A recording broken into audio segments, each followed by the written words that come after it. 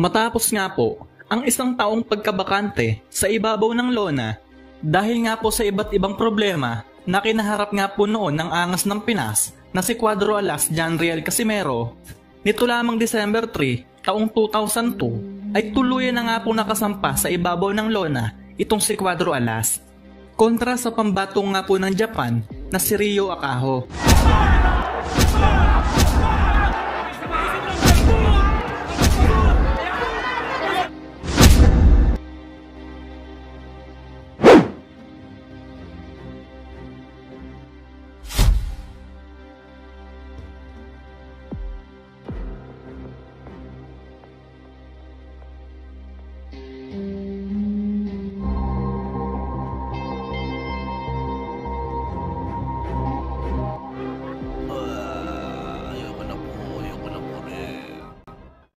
At nito lamang May 13, bagamat umabot sa unanimous decision ang naging resulta ng laban ni Cuadro Alas,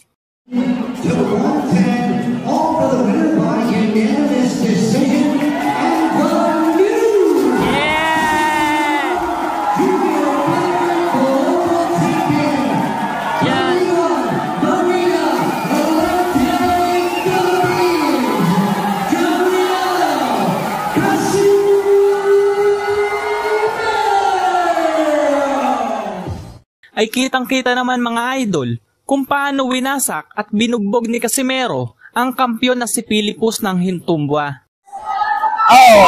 Eto na!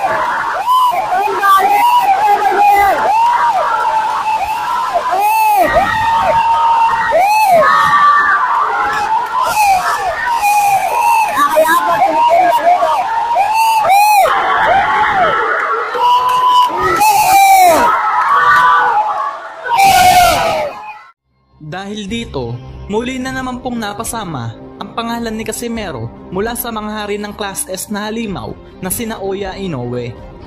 So, pasalamat ako sa inyo lahat ngayon.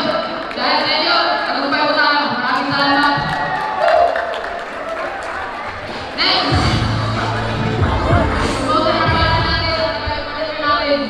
Sinarapalan ko sa next. Big Five ko.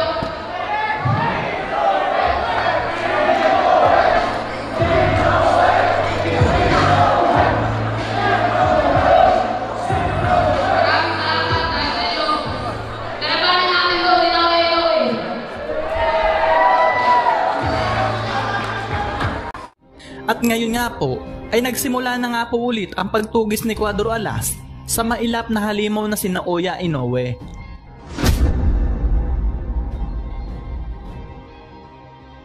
Taong 2020, nang maikasa nga po ang laban sa pagitan ni Oya Inoue at Cuadro Alas, ngunit sa kasamaang palad nga po, ay hindi nga po ito natuloy, matapos nga pong lumaganap noon ang Corn Beef 19.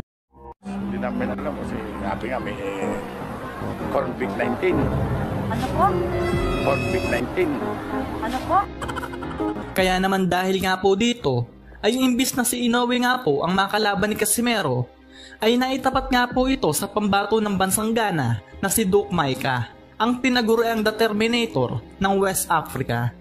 Champion, like you said, in 3 divisions. You see Casimero. He's a world champion. He continues to move like Micah. Spin a big one with Nick, and then that Micah. He threw that right hand over it, but back by Duke Micah. Have to be careful with that. Now coming forward, Duke Micah and Zone, and he probably had the bounce with that overhand right, that jab, set it up with right, that really narrowed back a little bit. So if you're Micah, like what you've seen going toe-to-toe so far. Casimero willing to fight on the inside, followed by a right hand. And it's really knocking Casimero. It's making him think twice when he's coming in. Nice left hook, followed by a winging shot. Hey! And now Casimero looking for the finish. Can he get it here in the second round? He's got to tie him up. Casimero. Look, and now Micah's. Yeah, Micah. That buckled the knees of Micah. Back comes Casimero, but Micah literally trying to get a long look at the Ghanaian. And now Casimero picking up the pace again. Shot what Casimero on Micah. You can see Micah. Short circuits you, so it takes a little bit to be ripped underneath. Loading up. Casimero by Micah, I don't think has his legs totally underneath him. Left to the body. Leash. And I think What a vicious left uppercut. All right, Steve Willis waves it over. Push-ups, wants to get more of a workout. Get that. Sunod-sunod ang impresibong panalo pa ang naitala ni Cuadro Alas. Kaya naman dahil nga po doon, ay muli na naman pong naihambing ang lakas ng halimaw ng Japan kontra sa halimaw ng Pilipinas. At dito nga po nagsimula ang kalbaryo ni Cuadro Alas upang makalaban at mahuli nga po ang halimaw ng Japan. Saring-saring dirty marketing strategy ang ginawa ni Casimero upang mahuli nga po sa bitag ang mailap na halimaw na si Naoya Inoue. Ngunit hindi nga po iyon naging madali. You know, I'm strong, man. Inoue! You're Inoue! Come on, man! You're a monster? Motherfucker! No, you are no monster. You are a Chinese, Japanese turtle.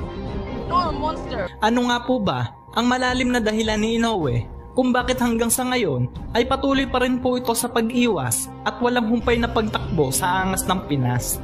Ito po yung dalawang posibleng dahilan kung bakit patuloy pa din po sa pag-iwas si Inoue. Ang unang dahilan mga idol ay wala na nga pong mapapala si Inoue kay Casimero. Ito ay dahil alam naman po nating lahat na wala na pong titulong hinahawakan si Casimero.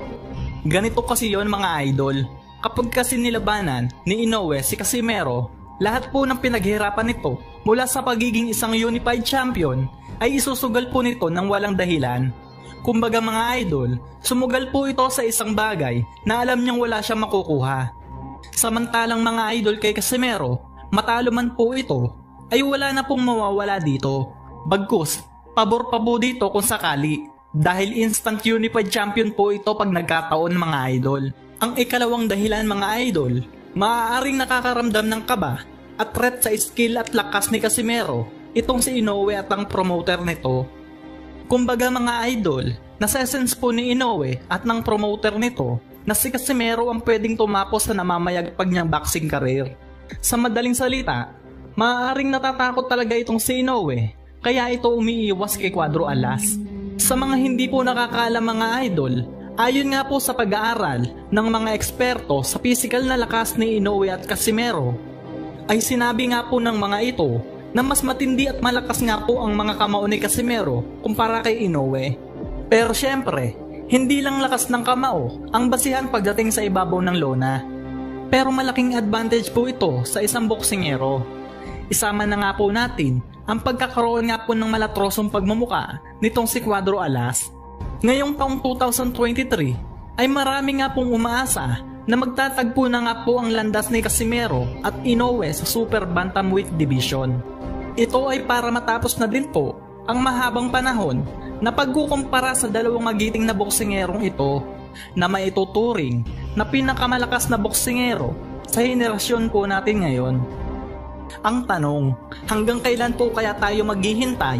Mahuli na kaya ni Casimero ang mailap na halimaw ng Japan na si Naoya Inoue? Kung ikaw ang tatanungin, ano ang mga posibilidad para magtagpo ang dalawang ito sa ibabaw ng lona sa Super Bantamweight Division? Paki-comment lang mga idol. Maraming salamat po at God bless.